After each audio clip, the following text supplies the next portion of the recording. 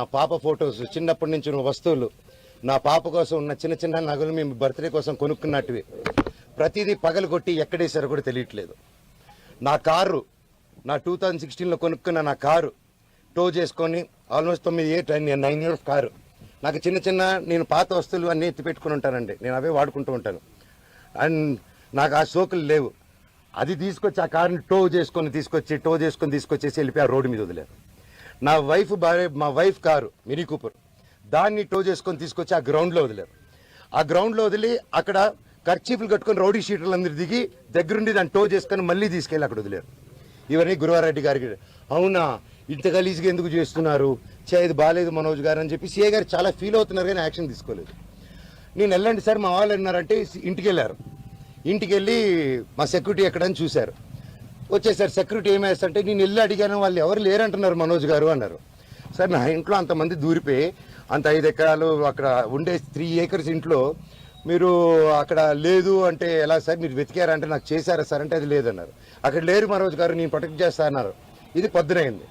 సాయంత్రం 3 గంటలకి ఇదే మనుషుల సెక్యూరిటీ గార్డుని కారులో వేసుకొని వాళ్ళతో బెదిరించి వాక్కుమూలన తీసుకొని సిఐ గారికి వచ్చి పోలీస్ స్టేషన్లో అప్పచెప్పారు. ఇప్పుడు పొద్దున అదే సిఐ గారు అక్కడ ఎవరు లేరన్నారు. ఇప్పుడు తిరిగి అప్పచెప్పారు. సార్ మీకే ఇది చేశారు కదా, మీరే నాకు అఫీషియల్గా చెప్పినారు, కేసు కట్టండి సార్ అంటే కట్టట్లేదు. పోనీ వాళ్ళిద్దరు సెక్యూరిటీలు సార్ మమ్మల్ని కొట్టారని కేసు పెడుతుంటే వాళ్ళు కేసు తీసుకోవట్లేదు. ఆ నోట్ చేసుకొని ఎఫ్ఐఆర్ చేయాలంటే ఇదంతా నేను పై వాళ్ళతో మాట్లాడాలి, నేను నాకు రైట్ లేదు అంటున్నాడు.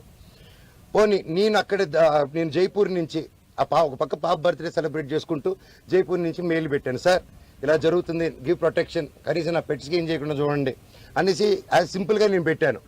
దానికి కలెక్టరేట్కి పెట్టాను, అందరికీ పెట్టాను. పెడితే నో రిప్లై. దానికి నేను డిజిటల్ సిగ్నేచర్ చేసి పంపించాను, నో రిప్లై. ఇవంతా చెల్లవు అని చెప్పి సిఏ గారు చెప్పారు. పోనీ కంప్లైంట్ వచ్చింది కదా సార్, యాక్షన్ తీసుకుంటే లేదు. సరే, నేను ఊరి నుంచి వచ్చాను. ఊరి నుంచి వచ్చింది, ఇమీడియట్గా కంప్లైంట్ డ్రాఫ్ట్ చేస్తాను. ఈ గ్యాప్లో ఏమైంది, అదే రోజు 1వ తారీఖు బార్జిన్ అయ్యారా, నేను జైపూర్కి వెళ్ళానా, అదే రోజు నైటు విష్ణు ఎక్కువ అతను ఫాలోయింగ్ కారు ఉంటుంది, ఎక్కువ కారులో అతను మనుషులు వచ్చి నా నార్సింగ్లో నా ఆఫీస్కి గోడలు దూకి లోపలికి వచ్చి నా కారుని దొంగ కీ పెట్టి స్టార్ట్ చేసుకొని ఆ కారు దొంగతనం చేశారండి. అంటే ఎందుకింత దరిద్రానికి దిగజారుతున్నాడో నాకు అర్థం కావట్లేదు. ఎందుకింత, నేను కేవలం నా భైరవం, నా కన్నప్ప మీదకి నా భైరవం వదులుతాను, ఇది కాదు